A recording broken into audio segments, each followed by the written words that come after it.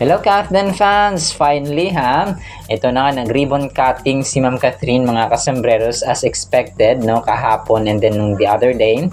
Sobrang ganda, unang-una sa lahat mga kasambreros, sobrang ganda ni Ma'am Catherine mga kasambreros. Gustong-gusto kong ma-outfit niya na ganito, yung parang balot na balot siya mga kasambreros no. Tapos sobrang Latina ang peg ng inyong phenomenal box office queen dito. Parang kumaga pa head turner mga kasambreros. Simple lang no, walang ganong makeup, talagang simple no. Kakabukas lang nila ng kalang business mga kasambreros. Dito nga parang sa San Juan City pala sila no, nagbukas ng kanilang business mga kasambreros. And meron nga silang ano dito, tawag dito, picture ni Mayor Mark Zamora or Francis Zamora mga kasambreros, na city mayor ng San Juan mga kasambreros. Sobrang tangkad ni Mayor Francis Zamora mga kasambreros. So ito po ay yung mayor mga kasambreros ng tawag dito ng San Juan City sa present mga kasambreros. So talagang inaabangan natin ito mga kasambreros na sumulpot si Ma'am Catherine. So parang okay na naman yung kanyang health no. Wala na siyang sakit mga kasambreros. Thank God at magaling na si phenomenal box office cinema queen mga kasambreros. Sobrang ganda niya dito. Tapos kasama niya of course no, sina Mami Min, and andito rin po si Ma'am Lixin mga kasambreros. So talagang todo suporta ang Bernardo family mga kasambreros. So may mga glimpses actually. So ito nga yung mga toilet accessories mga kasambreros, yung kanilang ibebenta. So sobrang kulit no si Ma'am Catherine dito. Parang may mga rin sila, may tour or parang sinoshow nila or pinapakita sa mga tao dito sa kanilang mga invited na mga possible clients and dito mga kasosyo mga kasambreros. So talagang inaabangan din natin ito mga kasambreros, yung pasabog ni Ma'am Catherine. So bigla-bigla na lang napapost no ang mga Catherine-atics at ang mga Catherine admin mga kasambreros. So dito yung iba dito hindi ko kilala mga kasambreros eh. So maaring yung iba dito ay kasi hindi nila Denise Ochoa. Sabi ko sa caption isa dito out on a Friday, congratulations Tita Bernardo Cath with Denise Ochoa. So ito po ay siguro mga kasosyo nila sa may pa-drinks pa si Ma'am Catherine mga kasambreros. So ang ganda ng niya no, ang twinning action ng Cath din ngayong gabi naka black and white, parang sila denim itong kay Ma'am Catherine. So sobrang ang cute talaga dito. Sobrang ganda. Earrings lang ang katapat. Parang wala na yung piercing siya gaano no. Wala na siyang gaanong dito piercing sa kanyang tenga. Parang konti na lang mga kasambreros and mga Catherine-atics. So yung pangalan ng kanilang ay Empolom MNL mga kasambreros. Empolo MNL mga kasambreros. So ito yung kanilang grand launch mga kasambreros no. Twinning on a Friday. Si Denise Ochoa ay kaibigan niya ito mga kasambreros no. Bernardo Cath and I unexpectedly came out wearing denim at the Empolo MNL launch mga kasambreros. So twinning, pero alam ko mahal itong niya. Mahal itong kanyang damit mga kasambreros no, itong kanyang denim outfit no, outfit of the day mga kasambreros. So sobrang cute no, sobrang ganda ng Catherine dito. So congratulations sa Bernardo family. Talagang deserve mga kasambreros no, yung kanyang So ang ganda ni Ma'am Cath no, parang siya, parang manika na parang nakaka-starstruck mga kasambreros yung kanyang mukha dito. Tapos yung earrings, kasi yung mga piercing siya mga kasambreros. So medyo medyo tinanggal niya, which nagmatch talaga mga kasambreros no sa kanyang tawag dito outfit at kagandahan. Kasi mas maganda sa babae yung parang walang gaanong piercings, at unless talagang parang medyo boyish ba no, yung dating mga kasambreros. So, ayun po. So, congratulations! And finally, may aabangan na naman tayo kasi pag may bisita, siguro si Ma'am Kath dito ay pipicturan at saka bibidyohan ng mga ng mga fans na andon mga kasi sa pwesto nila dito. So, malamang ay magiging busy rin siya soon, of course. Pero ay tayo po ay tayo dito. Parang pareha sila ng pattern talaga mga kasambreros. Nag-invest at saka nagbi-business ang dalawang ito para sa kanilang future na yung Kath din mga kasambreros. Si Sir Alden naman ay nag-launch din siya. Parehong nag-launching ang dalawang ito, no? So talaga may pattern ang dalawang ito. Huwag niyo kaming lokohin. Kasi si Sir Alden ay nagkaroon din siya ng Smart Living launch mga kasambreros sa Joe Moo mga kasambreros Sanitech. So rin bathroom kitchen specialist yung Sanitech mga kasambreros, no? So parang nakita ngayon ko na-realize pattern sila mga kasambreros ng launching, no? Ng tawag dito kasi ito yung nakalagay dito ay mga din mga bathroom and kitchen parang pinagloloko nyo ako. Yung dito naka-flash mga kitchen at saka din toilet na mga accessories mga kasambreros itong kay Alden. So talagang nag-uusap ang dalawang ito. May pattern talaga sila, no? Nakakagulat naman ito. So kasi itong video na kay Sir Alden na may mga toilet tapos nag-host siya ay hindi ko roll yung video sa buo. So ngayon ko lang siya na-play mga kasambreros na habang nag-voice over.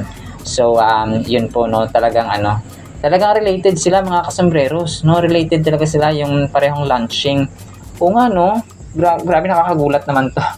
Nakakagulat siya kasi parehong-pareho yung kanilang launching na parehong date mga kasambreros.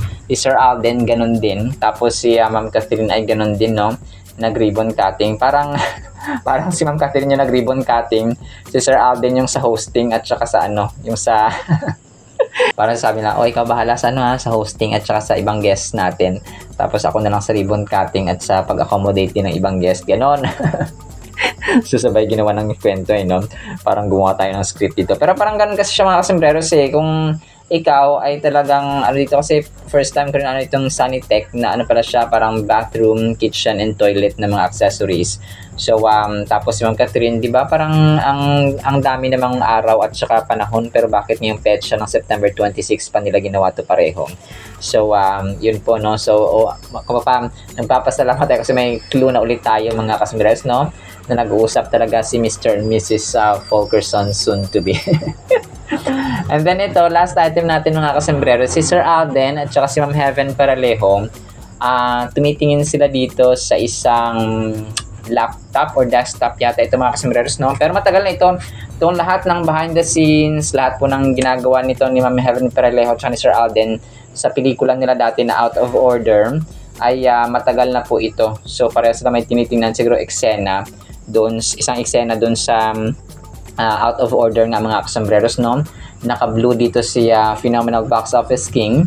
Tapos si Mama Heaven naman ay nakaupo dito mga kasambreros at nakapanood din or nanonood doon sa eksena na ginagawa nila. So ito matagal na po ito mga kasambreros. So na-upload lang ng ng Netflix or Out of Order na mga behind the scenes nila Myriad and Viva Artist Agency mga kasambreros. So team panatag tayo ha. Kathleenatics, tayo po ay panatag na nag-uusap talaga ang dalawang ito. So tayo po ay makakatulog na mahimbing at may ngiti sa ating mga puso't isipan. Alright, so yun lang siya sa ating Kathleen items ha. Masaya tayo kasi nagpakita na ulit si attorney, no? For how many days ay naging silent siya. Siguro busy siya sa kakapirma at sa kaso ng kanilang business and nagkasakit pa siya. So yun nga po mga kasambreros. Alright, so actually yun lang po sa ating Kathleen items. Sana po ipakinggan po natin ang Word of God. Today is September 26, 2025. Friday na po, no? Saturday na bukas. Blessed evening po sa bawat isa. Sana po ipakinggan po natin ang Word of God. Para po sa ating Word of God is sobrang ganda nito mga kasambreros ha. Ang title po, Tatawag sa Mga Langit. Psalms 50 verse 4, He, God, shall call to the heavens from above and to the earth that He may judge His people. Napakaganda nito mga kasambreros. Sa mundo natin, sa bahay, di ba, pag tinawag natin yung anak natin, or yung kuya natin, or yung kapatid natin, and so on, ay kasi nasa isang lugar tayo, okay? Nasa isang dimension, kumbaga pa, at malapit mga kasambreros. So, yun sa atin sa level natin sa mga tao. Pero imaginein mo, si Lord dito ay tatawag siya sa mga langit because yun yung kanyang tahanan, no? Yun yung kanyang trono mga kasambreros, yun yung kanyang kumbaga pang kingdom na yung langit mga kasambreros. He shall call to the heavens from above. Mas mataas pa siya sa langit mga kasambreros kasi siya nga ay hari. No, bilang hari, ikaw ay nakaupo sa yung trono, no, nagmamasid ka at nag-observe mga kasambreros, and you know yung mga nangyayari sa iyong kingdom, no, sa iyong kaharian mga kasambreros. So ganun po siya. Ng verse na Psalms 50 verse 4 ay nagka-capture ng napaka-profound na message about divine judgment at yung kumapa yung sovereignty, yung taas, yung power at authority ng ating Panginoon mga kasambreros. It tells us that God is summoning the heavens and the earth, bringing both into the scene to witness His judgment upon His people. Grabe, no? Parang sa korte, no? Parang sa korte siya mga kasambreros na isa-summon niya. Talagang gamit na gamit ngayon, no? Yung ating tawag dito, yung summon, yung subpoena, yung warrant of arrest, no? Kasi nga tayo po ay tutok na tutok sa kaganapan sa Senado at saka sa Kongreso mga kasambreros. So halos lahat ngayon, no? Talagang tutok na tutok kasi with the advance of social media, talagang yung mga tao ay nag-upload na rin ng mga kaganapan sa Senado at saka sa Kongreso, maging sa gobyerno natin in general kasi nga nagte-trending din yung mga ano nila. So kumikita rin kahit paano yung ating mga ordinaryong Pilipino. So kahit nandun lang kahit doon lang ay makabawi man lang sa tax, no, yung mga tao mga kasambreros na mga ultimo na talagang hirap din sa buhay mga kasambreros. So kung sa tax, so sila din ay pag na-upload sila ng mga balita ay kumikita rin sila mga kasambreros. So rotation lang at saka parang cycle lang, no? At least, no, may mga income din ng ating mga ordinaryong kapwa mga kasambreros. This imagery reflects God's omnipotence, no, grabing lakas at authority at power, and His authority over all creation. The heavens symbolize the divine realm or kingdom mga kasambreros, no? While the earth represents humanity. So, ibang level. Tayo sa level natin, humankind, tapos ang sa taas ay ang authority ng Diyos mga kasambreros. Alam nyo, yung heaven, may government din doon mga kasambreros. Ang pinaka-supreme at ang pinaka mataas na authority doon ay ang Diyos Ama, no? God the Father, God the Son, God the Holy Spirit, Trinity yun sila. Sa ating bansa naman, merong president, vice, legislative, at saka judicial, at saka yung Congress mga kasambreros, legislative, and then yung yung mga bodies na ito mga kasambreros, and ang media naman, no, yung mga journalists natin mga kasambreros, sila yung pang-apat na ng state natin. So this duality signifies that God is in control both spiritually and physically, and nothing escapes His notice. So imagine natin, hindi siya yung parang pulis or parang isang bantay lang ng isang lugar na kung saan lang yung area niya, yun lang yung manonotice at saka ma-observe niya at saka mamamanmanan niya mga kasambreros, no?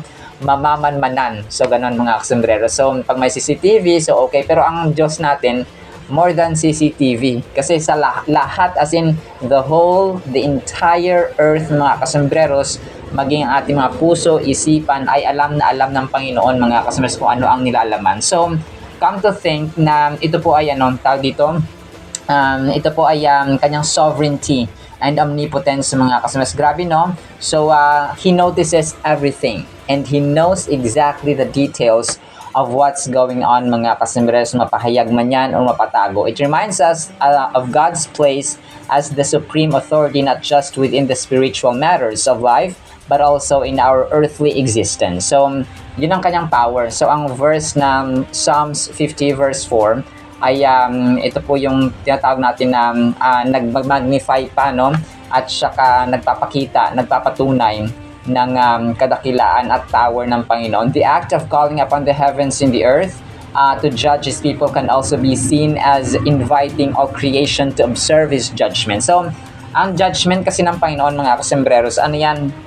Impartial, okay? Hindi siya, tawag dito, hindi siya madaya, hindi siya bias, mga kasembreros. Kung ang ating batas pwedeng baliin, kung ang ating batas ay pwedeng bayaran, yung ating mga officials dito sa mundong ito ay pwedeng maging sakim sa pera at tatanggapin ang bayad for the sake of kahit na mali, mga kasembreros, ang hostisya, ang Diyos po natin hindi. No? He is the most just, the most perfect and impeccable judge, mga kasembreros. It emphasizes the gravity of the situation. It's not just a matter of individual or communal behavior but a matter of cosmic significance. So cosmic, mga kasembreros, ibig sabihin yung universe ba, yung universal aspect and the kingdom and realm or dimension, mga kasembreros. God is portrayed as a judge, which can be both a comforting and a daunting thought. For those who seek to live righteously, this judgment can bring a sense of peace, knowing that justice will prevail. So, yun ang isipin natin, no? Ako talagang nakatutok ako sa balita din, mga kasembreros, na praying, no, for Senator Marcoleta and the rest of the senators and the government lawmaking body natin na magkaroon sila ng wisdom ba, ng katarungan, ng katwiran, spirit of justice, mga kasembreros, na talagang poprotektahan ang mga ultimong mamamayan at hindi yung mga nagpapakasasa sa kanilang kapangyarihan at pera, mga kasembreros, no? So let's continue praying. God is portrayed as a judge. So conversely, for those who stray from His commandments, it serves as a powerful reminder of the consequences of their action. So yun nga, lahat talaga ng maling gawa natin ay merong consequences, mga kasembreros. And ang phrase dito na sinasabi niya, He calls to the heavens above, implies a divine authority that reaches beyond human limitations. Kasi yun nga, nasabi ko kanina, kapag ako, kunwari, tinawag ko si nanay, so maririnig niya ako, so nagkakaintindihan kami dito. Kasi nga, ang dimension ay ka-level lamang ng namin dito. Hindi ko pa pwedeng, halimbawa, sisigaw ako dito. Tapos, kunwari, ako dito sa Tagum, no? Tapos, sisigaw ako, yung sisigawan ko, taga Davao City or taga Maynila. Tapos, hindi gamit ng cellphone. Hindi gagamit ng messenger, for example. So talagang yung boses ko lang. So hindi maririnig, mga kasembreros. And ang Diyos natin, hindi niya kailangan ng cellphone. Hindi niya kailangan ng anumang load or data para makapag-call, mga kasembreros, na tumawag. Kasi nga, yung lindol, yung kulog, yung kidlat, so yun yung kanyang mga boses, mga kasembreros, no? And kung ganun siya katindi. In the Bible, the heavens are often associated with the throne of God, symbolizing His majesty and omnipotence. By calling upon the heavens, God ascertains that He is the ultimate judge, capable of discerning the truth and revealing injustices. So, yun nga. Ito, napakatindi nito, yung revealing injustices, yung isinisiwalat niya at inihahayag, no, binubuklat niya, mga kasembreros, yung mga injustices, yung mga hindi na tama ba? Like yung baha, na talagang nagpadala siya ng maraming baha, mga kasembreros, sa Metro Manila and sa any other parts of the Philippines na apektado at saka biktima ng flood control projects na ghost, no, kumaga pa ay kinurap yung budget ng yung pera ng bayan, mga kasembreros, dahil sa kanilang nag-present sila ng project para sa flood control ay kinurakot pala, mga kasembreros. So ang ginawa ng Diyos ay pinukaw. Kumaga pa, isinuwalat niya yung mga injustices na may nangyayaring mali, may nangyayaring hindi tama sa loob ng gobyerno. So grabe, no? Ito yung sinasabi natin parati na maraming instances, maraming ways ang Panginoon, mga kasembreros, paano siya mag-remind sa tao. Una, salita niya sa Biblia. Kaya kapag nagbabasa tayo, na-remind tayo na ganito pala. So pangalawa, yung sa Holy Spirit, no, kapag tayo po ay nananalangin, sometimes the Holy Spirit will whisper sa atin na ito ang dapat gawin, no? He will give us wisdom, no? He will give us counsel. So, ganito dapat ang plano, ganito dapat ang strategy, and so on. And then, gagamit din siya ng tao, no? Kunwari, yung kaibigan natin na Christian, or yung pastor natin, or yung magulang natin, kapatid natin, asawa, and so on. So, na magre-remind sa atin ba? So, na magpapaalala, no? Mali na yung ginagawa mo, baka ikakapahamak mo yan, so ganun. And then, yung pinakahuli, yung circumstance. yung pangyayari mga kasmas. And ang ginawa ng Diyos dito ay nagsalita siya through circumstance. Yung baha nga mga kasamares na pinadala niya, which is ayaw na sana nating mangyari, no? Pero wala talagang umabot sa pagkakataong baha. Grabe ang baha mga kasmas. And ito matindi kapag every time na bumabaha, nare-remind ang tao ng corruption. So, di ba? Talagang hindi titigil ang Panginoon mga kasamares kapag may injustice, may may bias at saka may hindi makatarungang ginagawa ang ating gobyerno, ating mga government leaders mga kasamares. Grabe no? Matindi. So ito yung hindi natin dapat inaantay na umabot pa sa pagkakataon at sa punto ng buhay natin na na-experience natin yung baha, yung mga infrastructure, yung mga flood control projects and so on. So yun ang mga kumapa sa ating buhay. Minsan nilalagyan tayo ng sakit, no? Kasi nga, mali na yung lifestyle natin, no? So, ganun mga kasimbrers. Ayaw nating dumating na sa punto na ganun. Kung kaya habang mas maaga, ay iwasan na po natin mga kasimbrers yung alam natin yung kakapahamak natin. Alright? Sinabi sa ating Word of God, ha? Nawa po ipagpalain po tayo ng pag-ibig, pananampalataya, pag-asa, and pagkamangha, no? Sa authority, supremacy, at power ng ating Panginoon sa langit. And this is a mighty name we pray. Amen and amen. See you sa next segment mga sir. Paalam po.